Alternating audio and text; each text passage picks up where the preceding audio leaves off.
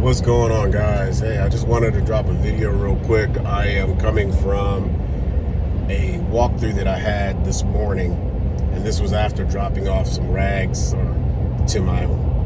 one of my cleaners that takes care of the apartment complex that I have downtown in our city. And I just wanted to kind of send a message and kind of talk to you about, things that you should do to keep from having other cleaning companies come in and take your accounts from you, right? And there's some things that I've been noticing when I have these walkthroughs for potential clients that already have a cleaning company. And one of the main things that they are concerned about is, of course, cleanliness and making sure you hit everything that's on the scope of work, even if you have a scope of work. But one of the main things that I've found out is that the communication between the client and the cleaning company is not good, and it's one of the main things that clients have issues with. They want to be able to, and I apologize for not looking at the camera, but I'm on the road, so you will probably want me to pay attention to the road all while doing this video, which I probably shouldn't be, but it's neither here nor there. So communication is absolutely a must when it comes to your customer client relationship, right? If something happens, they need to know, or something that they are dissatisfied with or have a concern with or whatever, they need to know that they can contact you, let you know what that issue is, and rectify it. They're not, ready, for the most part, not quick. The minute something happens, we're going to fire them and get somebody else. No, they give you an opportunity, because understand, the process to bring us on as a janitorial, cleaning service, the process is not a quick, fast, and a hurry process. That takes time. That takes time out of their day. That takes time away from what they're supposed to be doing in their regular job. So, they don't want to just go and switch to another cleaning company, just like that. They want it to work. They want to have a cleaning company that's going to be there, for an extended period of time. And that's our goal as cleaning business entrepreneurs. We want to get these accounts, and we want these accounts to be recurring, not one-time accounts. We want them to be, recurring, every month. So that relationship that you build with that client is very, very important. So in order to have a relationship, you have to have communication, open communication, accessible communication, where something happens, they can contact you and say, hey, your guys missed this, or hey, can you make sure that they do this next time? Or hey, they're not doing this at all. Hey, we need more, paper products, resupplied, restocked, or whatever. You have to have that communication. So answer your phones. You know what I'm saying? Answer the phone, and if you don't answer the phone, check your messages, call them back. This guy that I just had a walkthrough with was upset. He was like, the cleaning company, first of all, he's only been there maybe a few months, right? And the cleaning company that they have now is not up to par.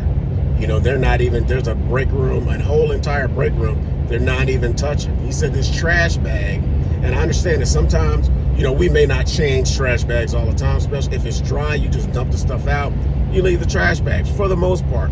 But every now and again, you want to kind of replace it. Well, they didn't. He said, my trash can hasn't been replaced in 5 weeks. Right? It's like tearing up. It hasn't been replaced in 5 weeks. That's disgusting. That's unprofessional. And that's just unacceptable. You just can't do that. You are promoting a professional business image. And you have people that aren't replacing trash bags for a month, right? So that goes to show me also that you don't have inspectors going in and checking on whether it be your employees or your subcontractors. So that's a fail, right? In addition to the communication process, You got to do better than that. So we got to make sure that we're communicating. We have open door communication where they can let us know, hey, this isn't wrong. And then you can contact your subcontractor or your employee. Hey, make sure you guys are paying attention to this. Update your checklists, your systems, your procedures and stuff like that so they can't forget. Because, sometimes we forget, sometimes we get busy. But update that stuff so that it makes it, almost impossible if you're following the processes, you're following the systems. It makes it very difficult to forget and miss something, right? Have checks and balances, have an inspector, have somebody, come in and put other eyes on it to make sure that the people that you are paying to do what they're supposed to be doing are doing what they're supposed to be doing, right? So that's just some food for thought. It's just something that's been a repetitive thing that I'm finding out. And I wanted to share that. I don't want us to be caught in the dilemma that this company is about to be caught in because I'm about to take their contract.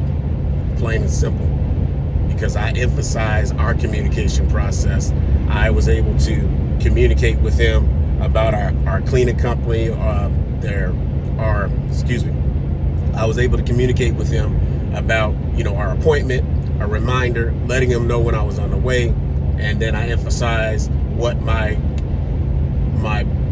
one of my most important parts of my client, relationship is that you can communicate with me at any time if there's anything that's concerning to you and you need rectified.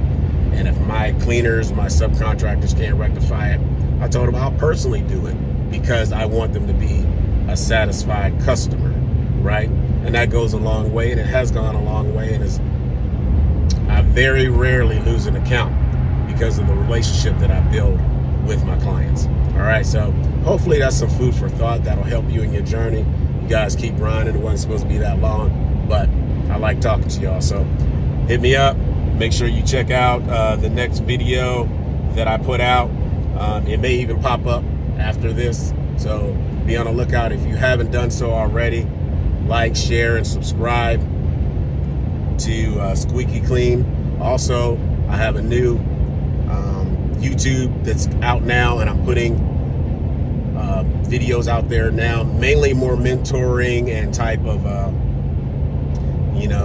just kind of teaching and coaching type stuff. It's called Clean Success Academy, and that's clean, K-L-E-A-N, just like in my business name, Squeaky Clean. Is Clean Success Academy. Look it up on YouTube, follow, like, share, and subscribe. And in the future, as time goes on, a lot of the videos that are in Squeaky Clean are going to get migrated to the Clean Success Academy that are geared more towards mentoring, coaching, developing, and stuff like that. And the stuff on the Squeaky Clean channel is going to be more business. So I'll have walkthroughs and videos kind of such like this will be on Squeaky Clean's YouTube, but also it may pour over to the Clean Success Academy because it's a teaching moment. So hopefully this helps you out. You guys have a great day. Keep grinding. The holidays are coming up. It's one of my favorite times of the year, between Thanksgiving, Christmas, and New Year's. I love that because of the family just getting together. That's my favorite part of favorite time of the year. Hopefully you guys take the opportunity to spend time with people, near and far, and just let them know you love them, because you never know. Too many people are going way too soon. So take the opportunity to love on those that you can love on while they can feel you loving on them, right? Let them know, give them their flowers while they can still smell them. All right, take the opportunity to spend time with family. That being said, this is S. Andrew Lewis. Keep grinding, and I'll catch you next time. Have a great day.